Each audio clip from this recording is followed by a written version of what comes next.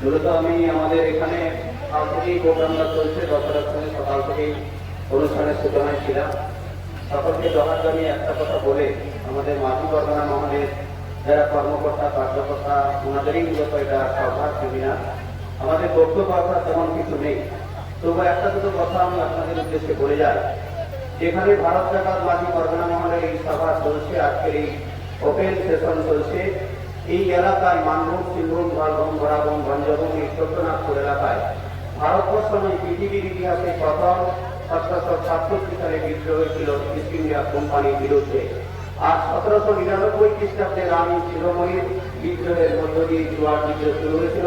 সেই পবিত্র ভূমি লাল মাটি, কাঁকর মাটি, চট্টনাগপুরে আজকের এই মাঝি পরগনার এই ওপেন সেশন চলছে। আমি মনে করি মাঝি পরগনা সহ সমস্ত আমাদের পিছিয়ে পড়া জনজাতির কোল, ভিড়, মন্দা, ওরাং, ওটাং, সাঁওতাল, মাহাতো, কুর্মী সব জাতির ঐক্যবদ্ধ হওয়ার সময় এসেছে।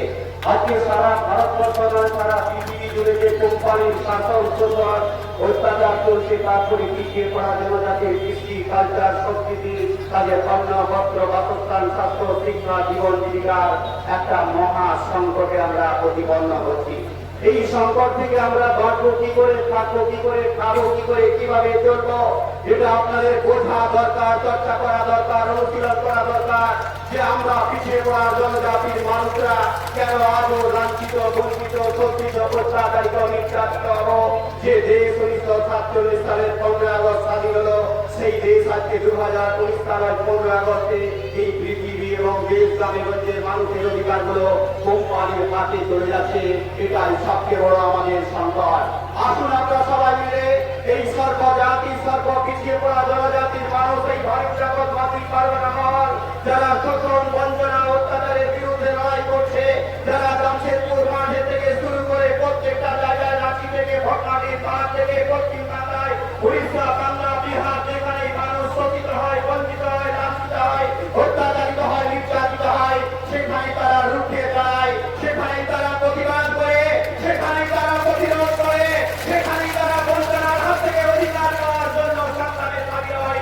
সেই কার্যক্রমে এগিয়ে যাওয়ার আহ্বান জানিয়ে যারা এই মাঝি পরগনা মহলের কর্মকর্তা কার্যকর্তা এসেছেন, দুদিন ধরে ওপেন সেশন থেকে শুরু করে না খাওয়া দাওয়া আপনারা এত কষ্ট করে করেছেন, আপনাদেরকে কৃতজ্ঞতা জানাই, জোহার জানাই, প্রণাম জানিয়ে সেলাম জানিয়ে আমার বক্তব্য শেষ করলাম। ধন্যবাদ, নমস্কার, Johar.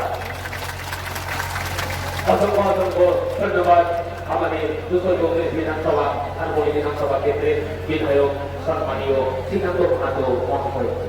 Ito to kali-kali lalu saya para mengharap anjung kita itu to opor menta sering pun anjung lagi sering lagi hidup karai mampu hendro abu ke doa kalau mungkin dulu kriya pada waktu berdek sedang karai mampu hendro abu sama ke karai sering hanya mampu